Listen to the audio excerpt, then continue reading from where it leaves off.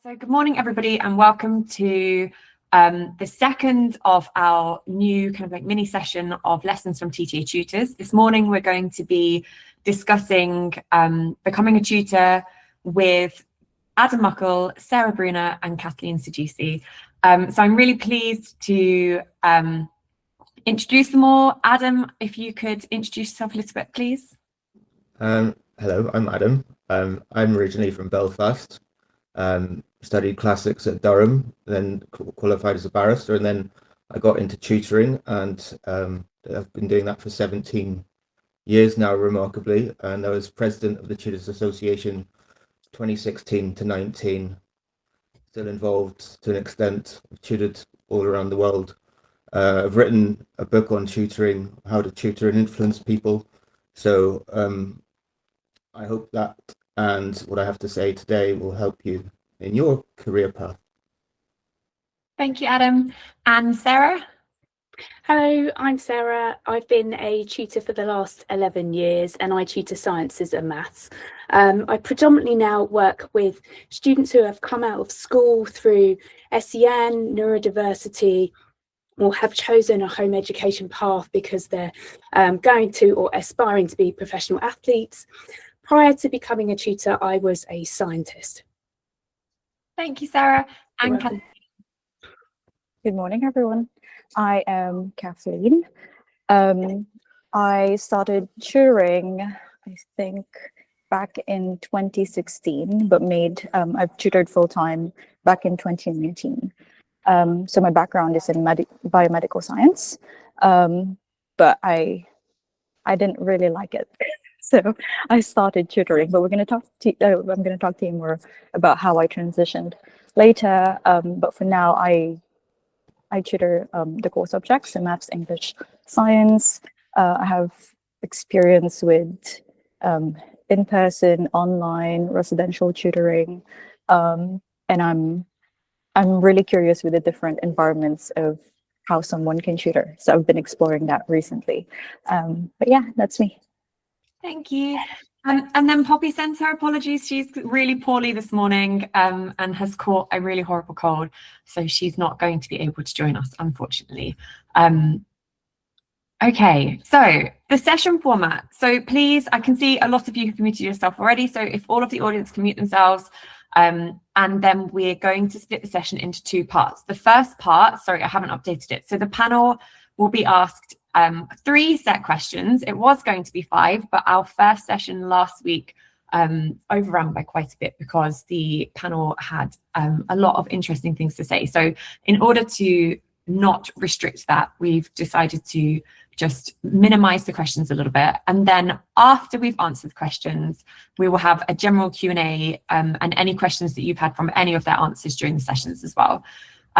So our first question, and we're going to start with Adam, is what first made you consider tutoring and how did you take those initial steps to get started? Well, back in 2008, after the financial crash and after I'd just completed my master's in law, I was applying for legal work, and completely unexpectedly and accidentally, I met a legal friend who I'd done a Latin summer school with many years before, and we decided to meet up, and she told me about tutoring, so I could think about applying for tutoring roles whilst looking for legal work. And she recommended I sign up with a particular tuition platform, which I'll maybe mention later on, and getting advice from my family who are involved in teaching, I thought I'd go ahead and do this. And then early 2009, then I actually got some legal work with a barrister doing research in insurance law. Very exciting. I started tutor. I got my first student that same week, actually, and so I tutored at weekends, and carrying on with legal work whilst tutoring for about 3 years, and then I decided that really I loved tutoring more, and God was telling me something, and got a tuition role in China for classics and law. So classics was the main subject that I tutored in, and so that, God was definitely telling me something to go with the tutoring route. And then that by 2012, 2013, there was a lot more conversation about tutoring in the news, and then the Tutors Association got formed by a number of tuition agencies getting together. And so that was more, I could see more of a career path with it, to be more of a stable role, which it wasn't initially. It was more like a sideline at the beginning, as for many people it is, and then came across it. I just got going with it. In terms of, it wasn't about 3 years in that I found out about tuition agencies, and so I'd recommend, you know, getting signed up with as many tuition agencies as possible and getting your name out there, and talk to the agency owners, get, you know, really get on the phone and talk to them is really important. And yeah, that's exactly what I did, compared to in law. I wasn't talking to as many people. Now maybe that's why I didn't get going with law, but that's the one thing I took away from it. If you're having conversations with people more often, making those opportunities to talk to people, that will get things moving faster for you. Thank you, Adam. And Sarah? So, like I said in my intro, I've been a tutor for 11 years. What really kind of started it off was, like many women, I had a sort of career halt really when I had my first child. I worked for a company, so I worked for a private healthcare company, the big green one, if you want to guess what that is. But I was in sort of hospital management by that point. I sort of worked my way up into senior management, overseeing departments across 38 hospitals in the UK, involved a lot of travel. And so when I had my first child, I was like, got to do it part-time or not at all. And the company kind of forced my hand, because back then it's full-time or no time. And so I wasn't going to have a child only to abandon them for 60 hours a week or whatever, 70 hours a week. So I left that role.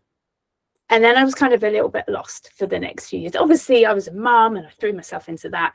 But then I was kind of picking up bits and pieces of different jobs.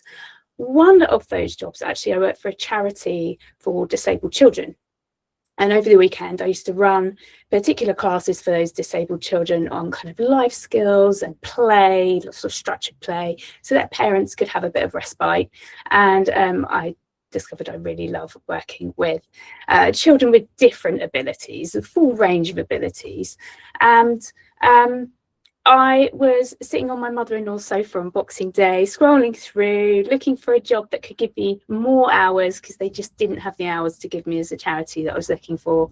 And I come across a agency website. It was through like one of these general job agencies like Indeed or something like that. And they were looking for a science tutor. And I thought, perfect. I know my science. I love working with kids.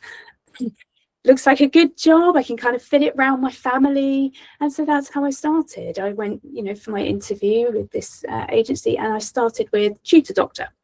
And I remember saying to my husband, I'll do 2 hours a week, tops, 2 hours. And then because I had another, you know, juggling jobs, multiple jobs. And I just loved it so much. You know, by the end of the first month, I was already on 10 hours. So, so it's kind of grown from there. And I threw myself full time into tutoring probably around 7 or 8 years ago. I just took the jump, canned off all the part-time jobs where I thought tutoring would be the side job, the side hustle, and it became the main event. And I got rid of all the other ones. And I very much work full time in tutoring now. But it was really the kind of transition, the career transition I had as becoming a parent that kind of led me down to the career that I have now, which I consider tutoring a career. Adam mentioned it being, you know, a profession, and I truly believe that tutoring can be your full-time profession. Thank you, Sarah. And Kathleen?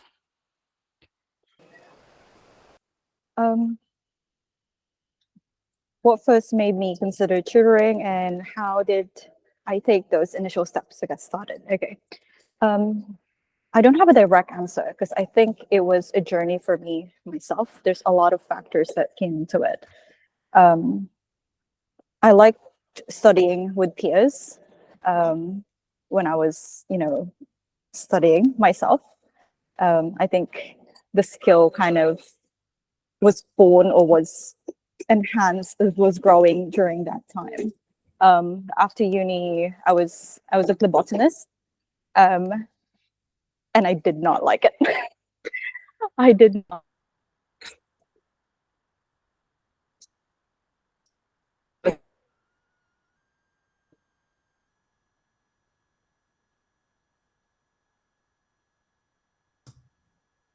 Is it my internet or is it everybody else? Is it Kathleen's? I can see. Kathleen is frozen for me, so. Yeah, frozen for me also. Let's hope we find her again. We'll give her a minute.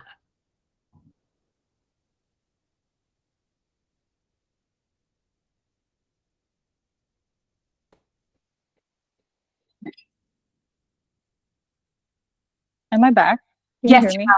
Yep, we can hear you.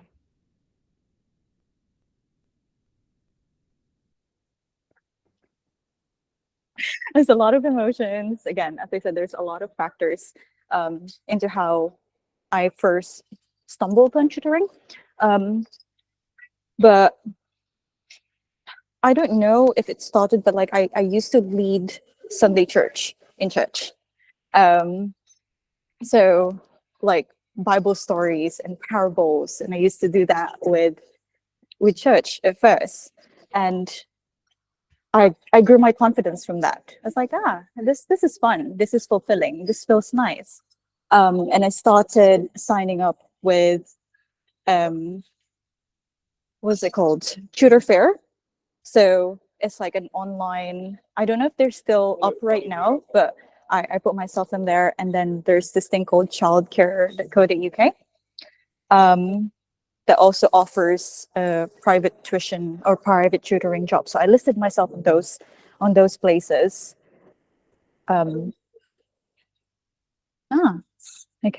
I didn't know that.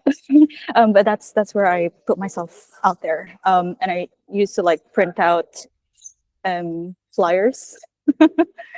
And of course, I told my church first, like I'm trying to look for a job and I want extra money if you could help me like put the word out. And I actually started tutoring my pastor's daughter for like one of the first few clients that I had. So it started in the community for me. And then it just, I wasn't getting enough clients at those times. So I was a bit frustrated because what I was earning was going out due to like resources and travels, and I was exhausted. So I was like, okay, this is not sustainable at the moment.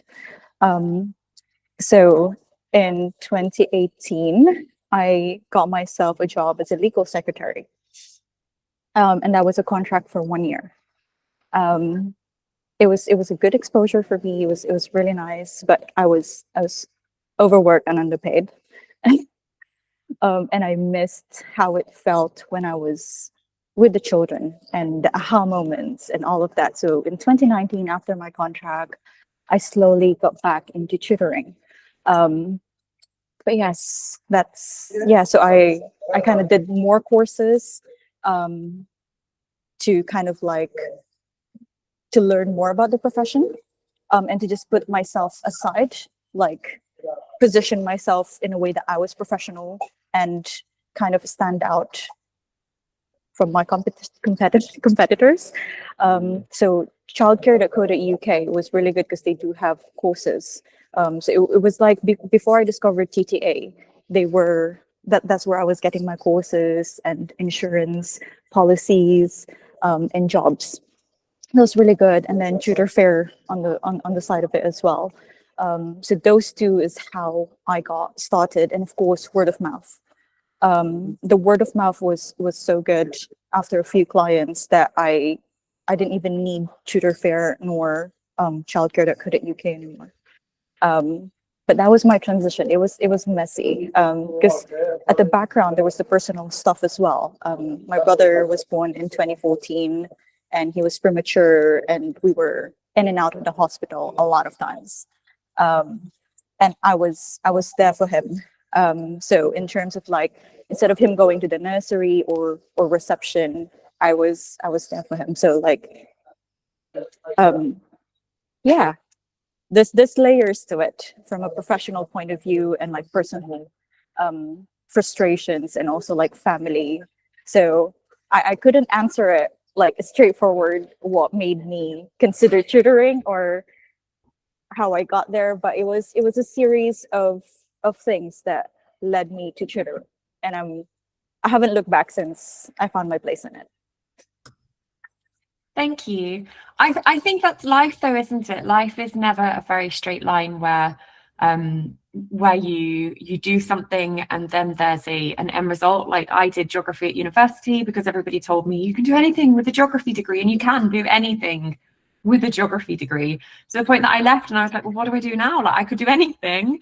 And there was and now I run events for you all, and this is perfect. And I found my dream job, but this was never kind of like on the horizon. And personally, if somebody had told me at a careers fair in secondary school that organization is just an actual job, like there are many different types of roles that you can get from this, I would have been like, oh, this makes so much sense. But otherwise you're kind of just trying to fit in somewhere. And I think once you finally find that space, it is just something to grasp with both hands.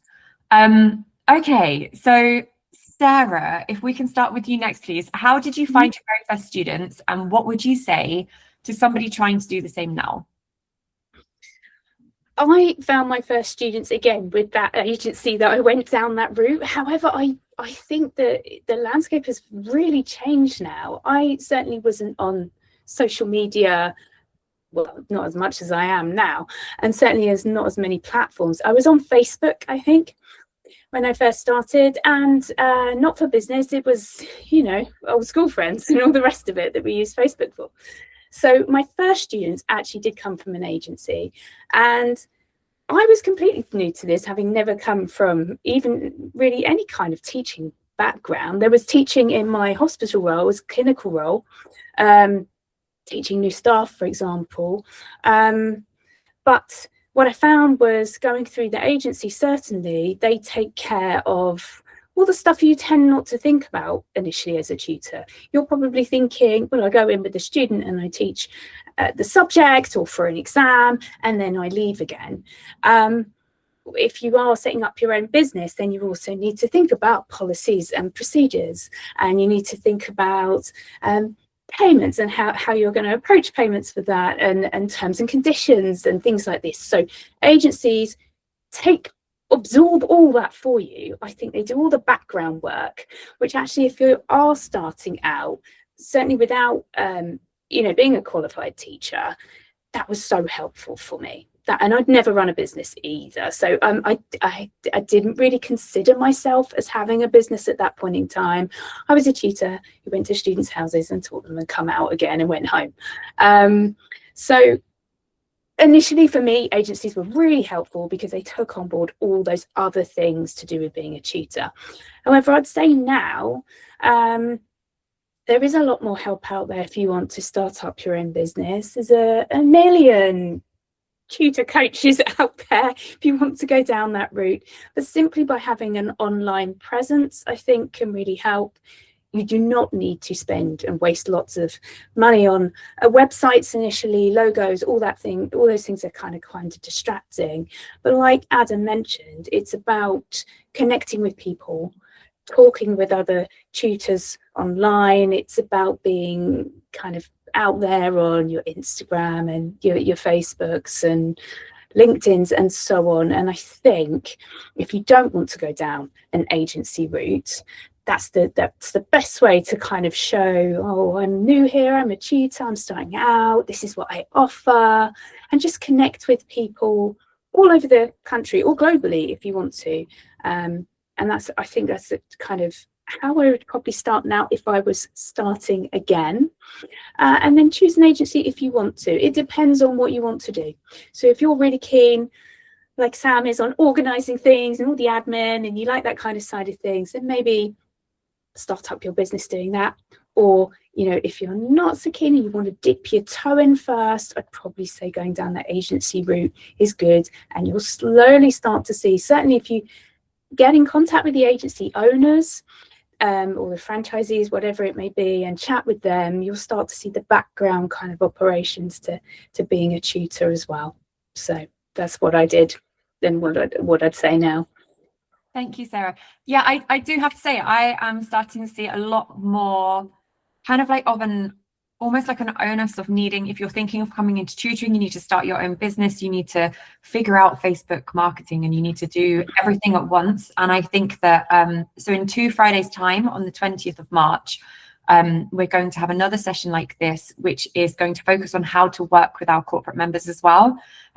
Because I think that it's not, again, kind of like how we discussed in the last question, it's not a straight line. So you can start, you know, if you're leaving a different job, you can start with working with some corporate members, and then you can start your Facebook in the background. It's not an either or situation. Kind of like breastfeeding your baby comes to mind. Like, it's not either or, it can be a mix of everything, and a glorious, and one day can look different to another, right? I think that just finding what works in order to, I mean, at the bottom line, quite brutally, like, just ensure that you're earning enough to cover that change in whatever you're doing, right? Which I think is the absolute bottom line, is the number one consideration. And I think that the corporate members taking all of the advertising and finding the students and everything off of your plate, just so you can focus on that, is a really good thing as well. Adam, what how did you find your first students, and what would you say to someone trying to do the same now? Oh, you're muted. Initially, I signed up with a website called First Tutors, and that was very productive. Within a month, I got a new student from that, who was doing a boy doing his Latin GCSE and had done very badly in his mocks, and we had to get him up to his A star, which he eventually got. And I thought that was where I initially saw the power of tutoring, and, you know, the absolute the sort of natural high of seeing someone do something that they never thought possible. But otherwise, you know, in terms of the very first steps was putting an advert in the local newspaper, because you take into account the number of parents actually looking at their local news, and looking at those sort of classified ads at the back of a local newspaper. And even if an adult wants to learn a new language, and a lot of, from my perspective, you know, classics is a niche subject, and a lot of people didn't have the opportunity to study that at school. And 2 ladies, one wanted to learn Latin from scratch, and done any learning since A level, and now so I got through a GCSE, A level, and then Latin GCSE. Then she did an Open University degree in classical civilization, and she achieved that last year.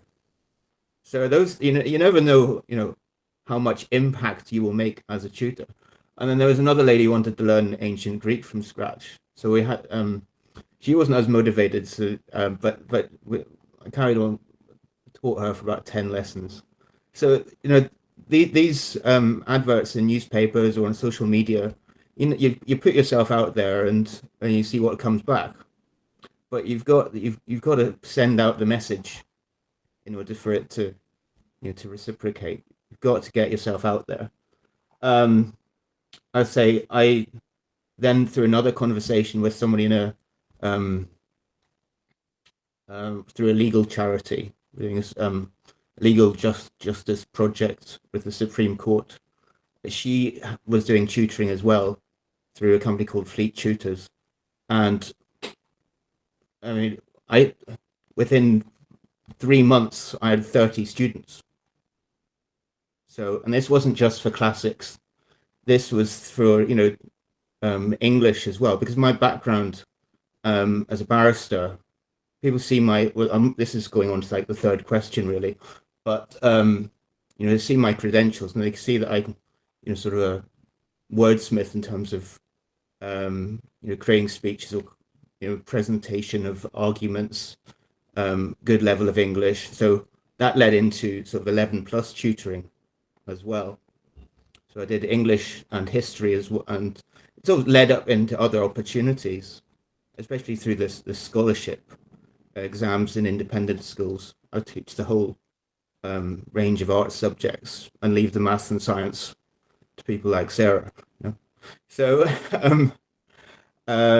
today, I would recommend, you know, calling up the Tutors Association, going to all the events, conferences, you know, meeting other tutors, and also look to see, get in contact with people who teach subjects that you can't teach.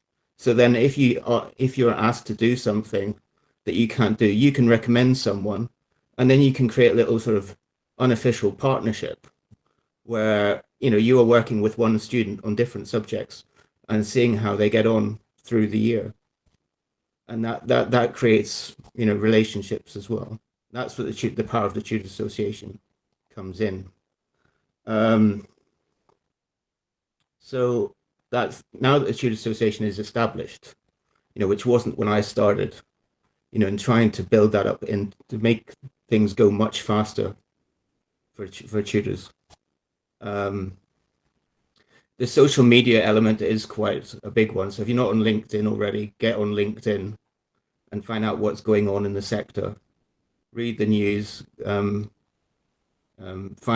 keeping up to date with education trends, spreading your net as wide as possible. So see what your background is, see what your story is, and see where you can find your niche within all that. After you've gained experience, narrow it down to what you really want to do, and you can then have more control of what you want to do within the sector.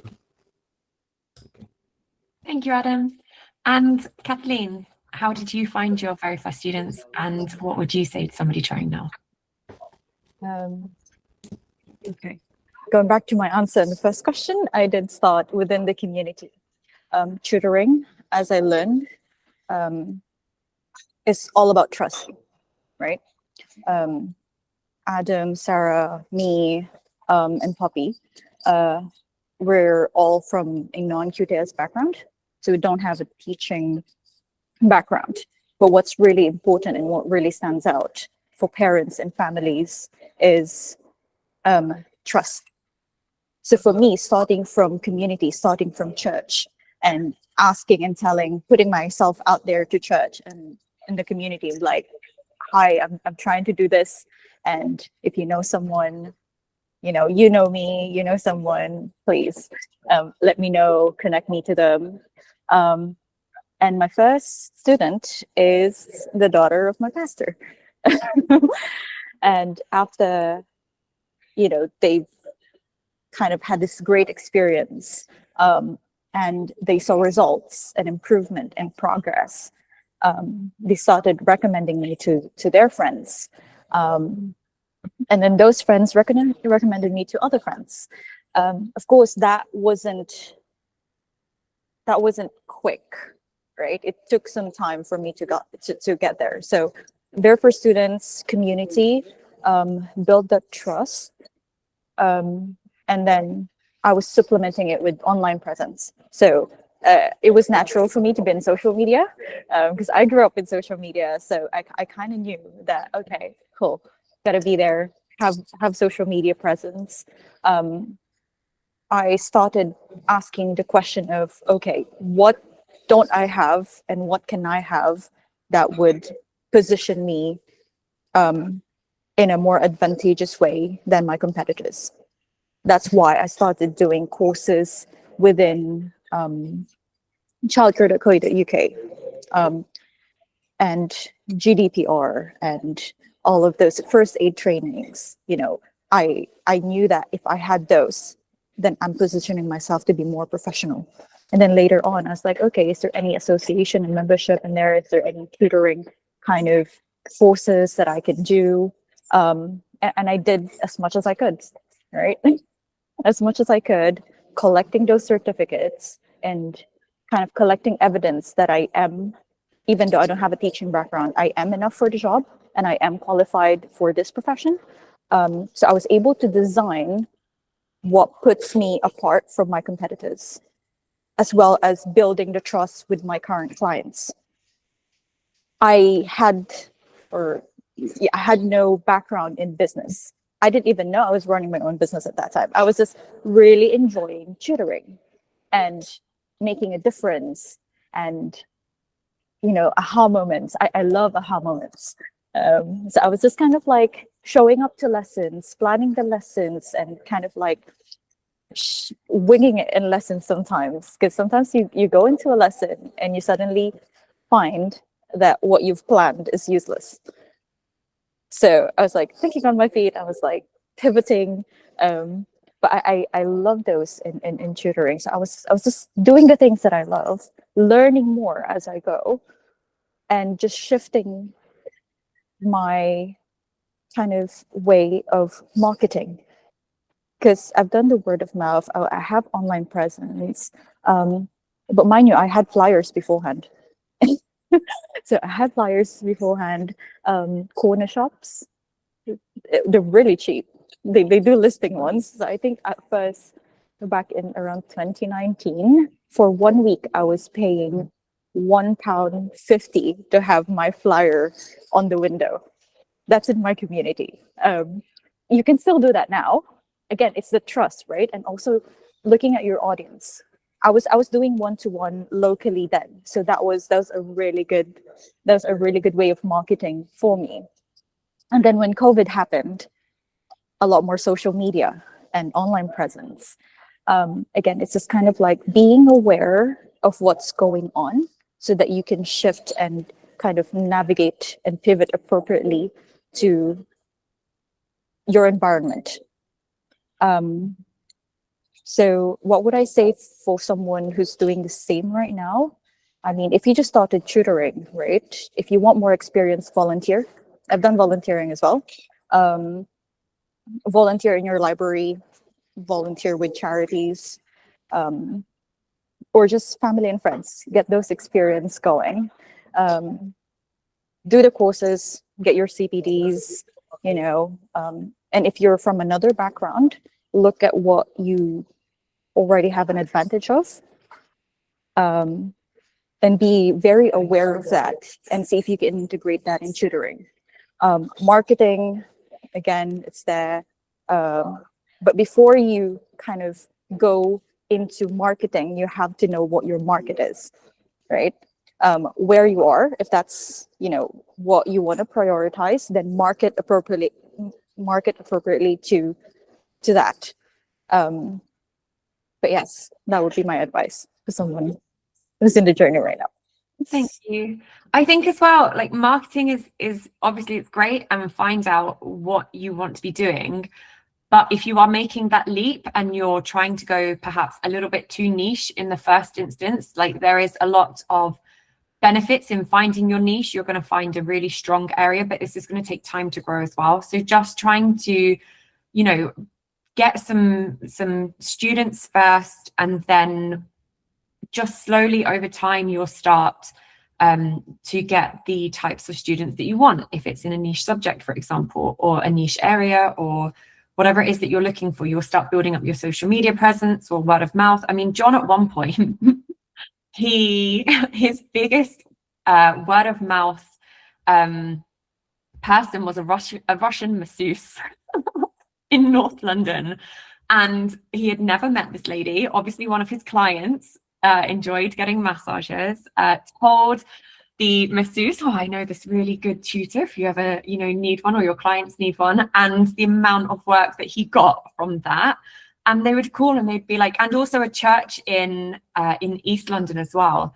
But he would be getting calls, and all of a sudden it would be in like either North London for the masseuse or like East London for the church. And he'd be like, did you hear about it through, you know, the church? And they'd be like, yeah, like everyone's talking about you. So I think just building that trust, building the word of mouth, but sometimes it can be really surprising as well. Okay, our last question is, I'm going to go with Kathleen first. What simple things did you do early on to present yourself professionally and build credibility?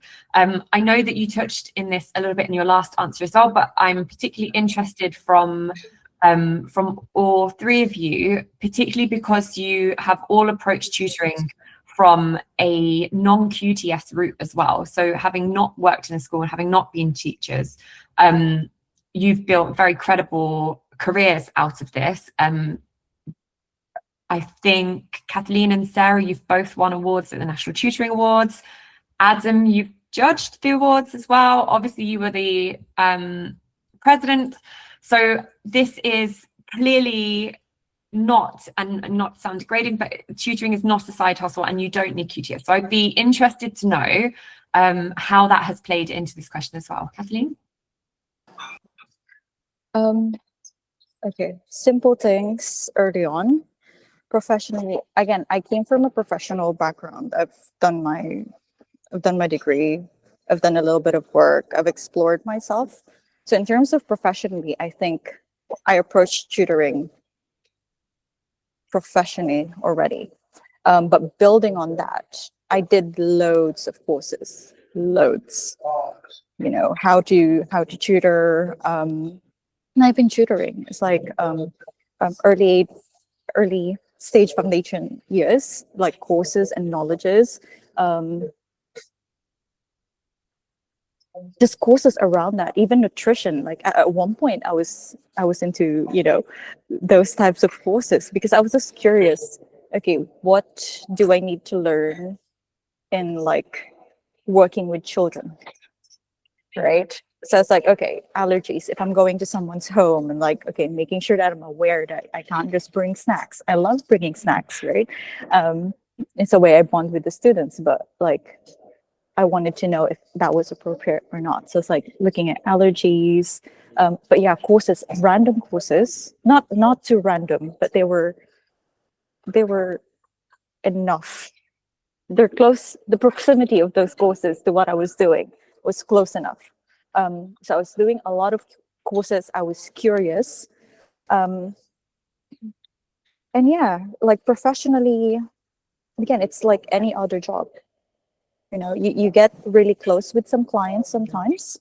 But if you come from a professional background already, right, which I think most of the tutors are, it's just staying within that boundary. And in terms of building credibility, it's how you show up. It's how the families experience you. It's how other professionals experience you. It's how the industry experience you and how you show up into those. Yeah, courses trust results, definitely. And not just like, oh, my son got into this school and my daughter got, move sets or stuff like that. It's more of like, you're seeing the students and the family as people, right? And a person has got different dimensions. If you go into a tutoring lesson and you can clearly see that the child is upset, you don't go, okay, open your book at page this and let's do some work. No, you kind of like approach that first because the child won't learn if they're distracted. So it's kind of like, okay, this is, I'm seeing the child first. And I think that's the best way to build credibility. It's in the rapport, it's in the relationship, because if you want the results, you can't just magically get to the results. You have to like build the foundation and then you get the result as a byproduct.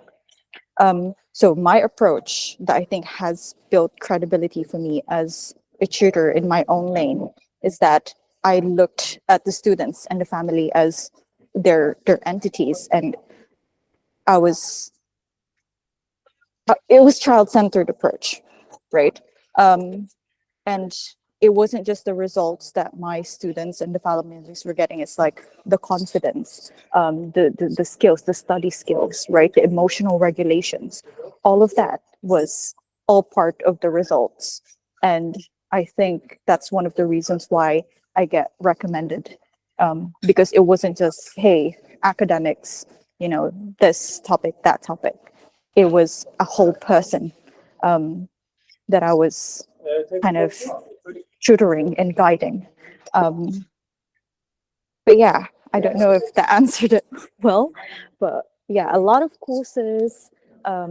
Again, in terms of being online, I've been doing CPD webinars on social media and Instagram.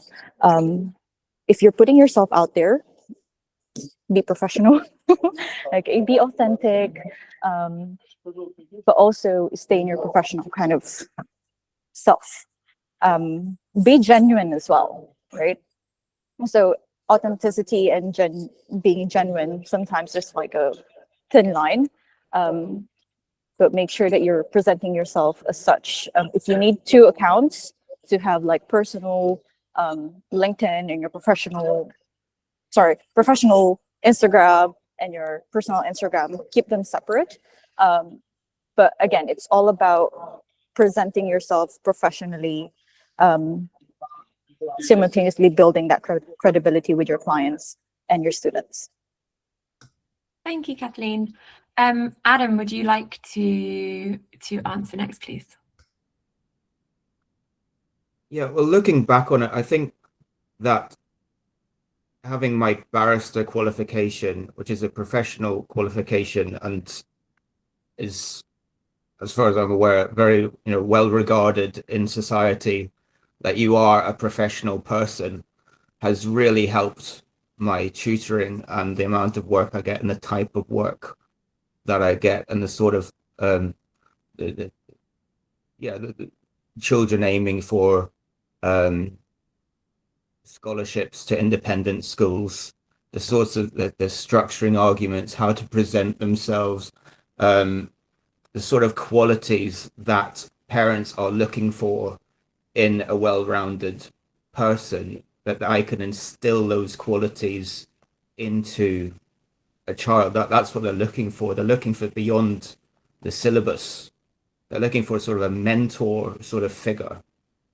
And they're looking for a whole package of qualities to infuse into their child, which maybe their child won't listen to them as parents because of that dynamic. They want somebody outside the family situation that can help. I don't think, and I would have. I don't actually think I would be tutoring if I didn't have that professional manner or that qualification to give me confidence to get started with tutoring, and it sees me through with clients, and the attraction for clients to find me or to pick me as their tutor. Also from the bar, there's an understanding that there's a code of conduct, and you understand about integrity, presentation, punctuality, how you appear in front of people, soft skills and communication skills, using my voice, which I would be doing in court otherwise. That has really helped me. I mean, I've got professional insurance, so if I not specific to these, but if I can't do my job of using my voice or being able to walk to clients' houses or whatever, then I'm insured against that. So that's a good thing. The building rapport, as Kathleen said, is really important. Also, and what I learned about at university, I did these church summer camps, and I found out about the names of lots of independent schools. So that worked out for the future in terms of the landscape of education in this country. Because I'm from Northern Ireland, which is a slightly different education system. And what I learned there is about safeguarding. So do as many safeguarding courses as you can, and that will, build your credibility straight away. Even though, you can get your DBS check, and that's fine, but actually learn about safeguarding as well is important, and what to do in those situations, if anything arises, and get your references from legitimate people. And also when you get you ask clients for references, or recommendations, and then you can show that off on your your website or your social media or whatever. Again, you don't necessarily know where the next client is coming from, and it's a little bit like, be prepared for that uncertainty of self-employment. Have a clear vision of where you want to go with this. I remember looking in the mirror going, I don't know where this is going, but I'm going to make damn sure that I'm going to make the most of this. And my career in tutoring is completely unexpected, and but I have tried to make the most of it. In terms of QTS, I know from being president of the Tutors Association, meeting a wide range of people, there is a spectrum of people who, on one side, they want the freedom to tutor and teach what they want to teach, and they've got their qualifications, they've got their education, and like a lot of teachers at independent schools, they don't need a QTS, they don't need PGCE. Tutoring is very different from teaching, and those teachers need supported in tutoring just as much as someone coming from another background, another profession, or coming out of university.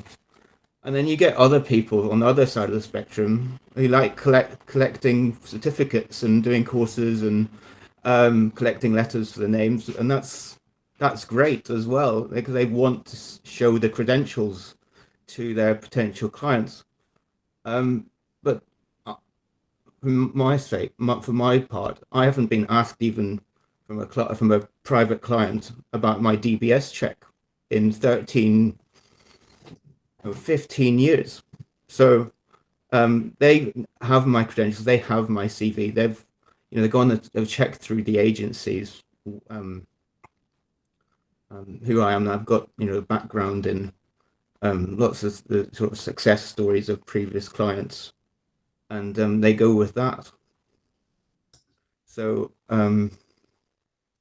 I wouldn't be as concerned about QTS. I would, if you want to become a professional tutor, support your professional body. So that is TTA. So, and you do get 3 letters after your name, so that's just great, isn't it? That showed, and that immediately just shows, that's the, right, okay, he's a professional person. That's that. Or he or she's a professional. You don't go to the dentist or the doctors saying, "Can you show me my the certificates, please?" They've got the letters after the name, showing that they've got an established business, and so there's a level of trust there inbuilt already that they're going to do their job properly. So, I think it's an argument for another time, yeah. But just when you go to a dentist, I think that parents assume that tutors have to have a DBS sometimes, just on that point, which is kind of why, obviously John was talking about it on BBC News however long ago. But yeah, that's I was on BBC as well talking about it, on an article before that. So any progress with getting it that you need to have, which is why as the tutors you need to have it. Yeah, you do need to have it. Yeah. But in the law you don't need to have it. But we want to fill that gap, that legal gap, that lacuna in the law. 100%. To remedy that. I'm not arguing about that. I'm talking about other qualifications. When you go to the dentist, you I think that they already have to have a certain level. And I think my point was that I think that parents assume across the board that level is kind of similar to what you would expect from after school clubs or schools. But obviously as TTA, if you're a member of TTA, we know that you meet those certain levels. But yeah. Sarah, what simple things did you do early on and to present yourself professionally and build credibility? I'm not sure there's much more I can say on top of Adam and Kathleen, really. I think they've covered a lot of it. There's a lot of information already been said today, and I think it can be really overwhelming when you're starting out all these things. What course do I do? You know, which platforms do I put myself on? So I think when I first started, and again, if I were to set up today, I would get yourself that enhanced DBS check, become a member of the membership body, the Tutors Association. Of course, we're all talking for the Tutors Association, we love it. But on top of that, my previous job, working in hospitals, I was expected to do monthly CPD and prove it, and I had to be a member of the professionship, you know, the professional body for physiologists, which is what I started out of, and I was expected to keep that. Uniform was checked daily in terms of hospital cleanliness and the right uniform and so on. So again, I already come from that kind of high expectation background of being professional. I was forward facing with patients, so you know, I was used to talking with people and handling difficult situations delicately as well. So I'm sure whatever background you've come from, there are these transferable skills that are really, really important: communication, leadership, the way you physically present yourself, the way you speak to people, and you can take all that with you, safe in the knowledge that it's just as important in tutoring as well. And if, you know, I'm going to do a talk about home ed learners and who are SEN, and really I think what you teach comes second to how you teach, how you present yourself, that sort of relationship that Kathleen was talking about, that trust. So I would definitely get yourself enhanced DBS check. The next thing I would do is get yourself a level 2 safeguarding course qualification. And again, I think the TTA offer that to members, which I regularly do annually. You might also want to consider professional indemnity insurance, which again just ensures you, if you're going out to students' homes, ensures you against, let's say you've tutored them and they sit the exam and then they say, you didn't teach me the right specification, you didn't do the right thing, it will cover you there. So it's a little bit of sleeping safer at night that you're kind of insured.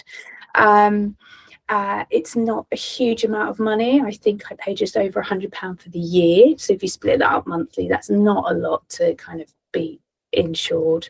And then everything else you do is on top. So if you're interested in working with autistic learners, you might want to go and find out more about them.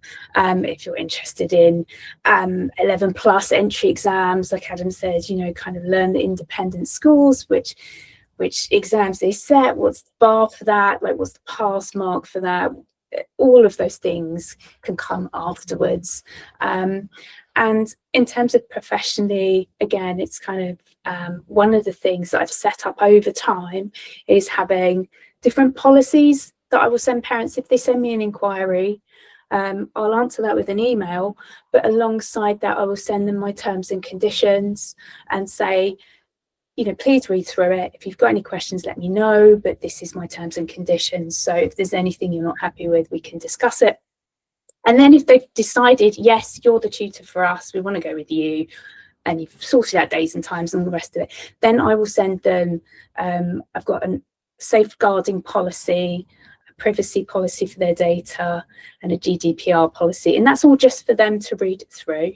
But I do make them sign my terms and conditions and return it to me prior to any tuition. So enhanced DBS, safeguarding level 2, and then get yourself some terms and conditions so that people don't walk all over you if they decide to cancel last minute, and stick to it. That's your terms and conditions. Don't be frightened of losing people, because if they don't want to adhere to the way you work, they're not the right people for you. There will be somebody else come along. Thanks, Sarah. And for TTA members, John will correct me if I'm wrong here, but I do believe we have a wealth of template policies in the members area. So it's definitely a place to start. Obviously, you need to adapt those for how you want to work as well. But it is a starting point. And again, we've got the monthly safeguarding courses with Holly. You can do those once a year, and then you are fully up to date with safeguarding as well. And Holly is just amazing. So I don't think that I can say that she makes safeguarding fun, but she definitely doesn't make it as painful as it sometimes can be to get through the long sessions. But yeah, amazing. Thank you so much to our panel, to Kathleen and Adam and Sarah this morning. Does anybody have any questions about either anything that's been discussed or about just any other questions? I think we have one in the chat from Simone. The email. Okay, so Simone has asked, what email platform would you suggest, and how do you independently launch from agencies? Would anybody like to? So when I left the presidency at TTA, I then got a website for myself because I wanted to distinguish them. My role, TTA is that I didn't want to sort of have conflict of interest, those things like that. So then after I left, then I got someone to create a website for me. I mean, bells and whistles, but it wasn't that expensive, and I would recommend anyone to present themselves professionally to get a website, and you can do so for about £400 to £500, and it is an investment, and you can put it on your expenses, obviously. So that really, I think, helped as a point of contact, and then that links up with a Google account, a Gmail account for you, and then you get, there's a contact page on the website. I'm not sure if that's answering the question. Is that what they look? Does that answer the question in terms of getting clients, or is it something like a tutoring platform that they mean? I'm not sure, but I think how do you independently launch from agencies? But I think that kind of also touches on it not being a straight line, that it doesn't have to be an either or, right? Yep. Because you have so many hours in a week to work. So 10 of those could be clients that you've got through an agency. And then, a couple of those could be that you're doing some CPD in the first month. And then now you've got in month 2, you put some adverts out on Facebook or, a message in some groups, or in Kathleen's instance, in your news agents. And now you've got a couple of your own clients. And then, this line becomes a bit wibbly wobbly, where in exam season, for example, you might really be making the most of agencies who have a lot of exam work, for example, while the rain is raining. What's the saying? While the sun, what's the one about, like, it's shining? Make hay while the sun shines. While the rain is raining. It's been raining for so long. Yeah, I don't think it needs to be like I'm only working and getting clients through word of mouth, because that might not be successful in some months. And it doesn't have to look the same thing month to month either. I think initially when I found out about agencies, I think over time I signed up with about 8 to 10. But and the reality is you're probably working with 2 at one time, and then you've got your own work, your own clients, and it's not mutually exclusive. And then you just and then you may find that you prefer to work with one agency than another, or one agency is giving you better, more consistent work than another. And then you can still be on the books of these agencies, but you don't necessarily get any work or want to get any work from them. But at least they know they know that you're there on their lists. I wanted to quickly say something to Simone as well. So what email platform would you suggest? Regardless, there are free email platform places. But if you are trying to go into tuition professionally or as a business, I think it's a very good idea that you don't use your personal email. So create another email or an alias that you can use, just so that you can kind of separate that and be more organized. And in terms of independently launching from agencies, you have to be careful of the non-compete kind of contracts that you've signed with agencies.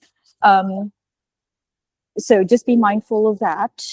If you have signed a contract with them, to just look at the small prints and, you know, the words. And again, just being professional about it, right? So independently launching from agencies, when you've built your confidence, if you build your own clientele without, you know, not taking, but like, yes, taking other people's clients to yourself. So that's not very professional. So independently launching from agencies, again, it could be gradual, okay? It wouldn't be like all at once, but make sure that you're not kind of going out of contract from the contracts that you've signed with agencies, and just be patient with it. Like, have your own client that you know that are just your client, and when that is enough for you, then you can, you know, decide to actually, you know what, I don't want to, you know, work with agencies anymore, and I'm just gonna stick with building my own clientele. But yeah, so that's one way to do it. So I'm just going to add on to what Kathleen said, and also the question on pricing, because I think these ones, which they have require a slightly more nuanced answer as well. So agencies, if you're self-employed, an agency is not allowed to require that you are exclusive to them. That's the first thing. So just in case you get given a contract by an agency that says you're not allowed to work with any other clients, unless they are employing you on a full-time basis, and that then they can require exclusivity, right? Because they're like, we want to pay you for all your time and you're agreeing to it, so you're not allowed to do any other work with any other clients without getting our permission. That is extremely rare in the tuition sector. There are very tiny numbers of tutors that are actually employed as employees under a contract of employment full-time, right? So 99 times out of 100, you're going to be self-employed as a tutor, and it's illegal for the agency to say, well, any clients you get from any other source, you've got to go through us. Obviously, it's illegal, as Kathleen was pointing out, that if you've got a client through an agency, you can't then just cut the agency out, stop working with the agency because it's their client. That's not allowed. But if you get other clients, let's say you've got a client for an agency, they go off and talk to their church or their friends, and their friends later on down the line contact you. The agency has no right to that. It would be impossible to try and enforce, and there's nothing which says that the client has to keep it a secret. They're not allowed to tell anyone they enjoyed your tuition services. And if someone else goes directly to you, having heard about you from different sources, then that's fine. That's fair game. Agencies, what they do is they make sure that they actively recruit students and clients who might want your services, and then they obviously earn money out of doing it, and that's perfectly fine. That works well.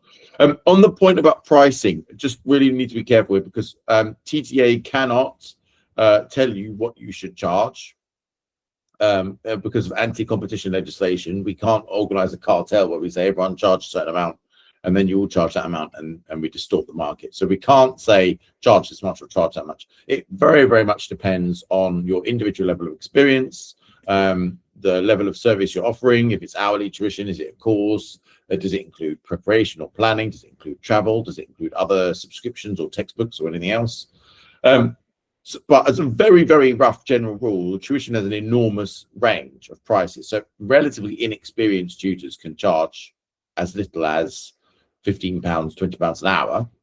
There tend to be people that are graduates or like undergraduates, and they're just doing it as sort of a bit of support. They don't have extensive experience, all the way up to probably an average is somewhere around the £40 to £60, £70 mark, and then all the way up to some tutors that charge hundreds of pounds an hour or 100 or more.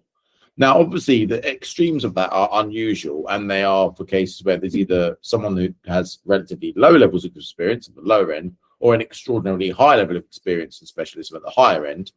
Most people will fall somewhere in the middle, but TTA is not allowed to tell you to charge a certain price. We don't tell you to charge a certain price. I hope that's really, really clear. So you have to work out. The best thing to do if you want to get help with pricing is talk to other tutors who you think are as qualified and experienced as you, and ask them if they'll happily share what they charge. They don't have to, but if they will, then aim for something in a similar region. Thank you. Our next question is Sarah, I think. So which virtual classrooms do you suggest? Kathleen, Adam, Sarah, do you use any virtual software? Yeah, I do tutor online, but I keep it really basic, and I started off basic and I've kept it that way because it works for what I need, and I don't want to be spending money on 4 different platforms or whatever. So I use Zoom, but I do pay for the premium Zoom. I'm actually in the process of looking at different whiteboards right now because they changed their whiteboard and I don't like how it functions for me. It's just not suited to me. But I would say there's a lot of free trials that you can take advantage of. And when, you know, I do go to a conference like the TTA conference, there's lots of different stands and exhibitors that you can go and have a chat with them. You can have a play with their different platforms. But for me, I'm using Zoom. When you're online, you might be sharing different resources anyway. And also you can share your screen. So, you know, if you want a nice image and you're not particularly the best at drawing on a mouse pad, which is me, I will Google a nice image and have that ready for the session, because obviously with science, there's, you know, a fair bit of anatomy in there or whatever. And so we can explore that together. But I keep it as basic and as simple as possible. I use pencil spaces. I used to use Zoom, and I still do. So it's always nice to have a backup platform. I mainly use pencil spaces. I think I've been using it since 2023. It works for me. It allows me to work with clients internationally as well. So there's no limitation with that. So I use pencil spaces, but I do use Zoom as a backup. And just for other clients as well that have specific preferences and students with specific preferences, I like exploring other ones just in case. Oh, you know, I know I use pencil spaces predominantly, but if this platform works for you better, then we can use that one. So I'm very flexible with that. So I use pencil spaces. I use Zoom. That's pretty much it. I've used Miro before, and of course Google Meets. These are like free ones that you can start using. But yeah, my main 2 are pencil spaces and Zoom for online tuition. Thank you. Adam, are you mostly face-to-face still, or do you use online? So I use Zoom Premium, and echoing Sarah, I don't like its whiteboard when they changed it. It used to be very straightforward, and I don't know why they've changed it. My experience of meeting EdTech gurus during TTA is that every 2 years there's a new one that comes along, and then one disappears, and they all think that they're the bee's knees, and that's great. But you've got to test them out and see whether it works for you. I find that it's not as relevant to what I do because I'm typing words most of the time, not needing to do diagrams and things. But for maths and science, I think it's very, very important that you find a good one. Thanks, Adam. Yeah, I think so one of the things that I've tried to do at the conference, particularly over the last few years now, is to so we now have the world's largest exhibition for the tuition sector. So this year we should have just over 40 exhibitors, and that is a range of suppliers for the industry. So from publishers who have lots of materials and workbooks that you can purchase, to a lot of EdTech, which is both online classrooms, to kind of like the tutor management side of things, both for tutors and businesses. It's just a wealth of suppliers there that you can talk to. We've had the NSPCC there so that you can go and talk to them about any specific safeguarding concerns that you might have on the day. Insurance, accounting. It's kind of like, my idea is that it's your one-stop shop for the year. You can go, you can trial them all side by side as well, which I think is really relevant these days. And then hopefully at the end of the day, either, you know, leave with a clearer idea or a shopping list of what you want to go and really test out now before implementing. The conference is on Friday, the 13th of November this year at 1 Great George Street. We're moving over to a new, sorry, Juliet's just asked in the chat. We're moving over to a new registration platform this year, so you can't quite buy tickets at the moment, but as soon as probably the awards cycle is closed, I will be getting the registration site up and running. Right, I'm going to do one last question. Simone, you've said more like a tutoring platform or sign up your face-to-face clients via Tutor Cruncher. I'm not 100% sure what you mean by that, but Sarah, Adam or Kathleen, did you have anything else to add on that? I think that was from the previous question, Sam, about Okay. platforms. Yeah. Okay. There's one from Joseph. Joseph has asked, as someone with a PGCE and QTS, I've not added QTS to my flyers or advertising. What are your views on adding QTS to flyers or marketing? I think in general, even just taking the QTS and PGCE part of it out of the question, just to any qualifications that you have, I think that it adds that credibility. But at the same time, if you've already spent the money on your flyers this time round, maybe see how that goes before kind of binning them and saying, oh, I've missed a couple of letters out on the end. We also have next Monday at midday, a very similar session today to today, but it is on becoming a teacher to tutor. So you might wish to join that one as well. But Kathleen, Adam, Sarah, did you have anything to add on that point as well? I just wanted to build on what you said, Sam, like from regardless of which profession you're coming from, right? If you have advantages and you've spent and invested for yourself for these qualifications, you might as well put it there, right? But again, it's like if you forgot to put those in your flyers or advertising kind of materials and resources, that's okay. Don't bin them, use them still. But you can use your social media right now to kind of like, okay, let me add it there since I forgot to put it on the flyers. But yeah, I mean, if you have it, why not, right? Because it puts you in a positions you, and you already have it. You might as well use it.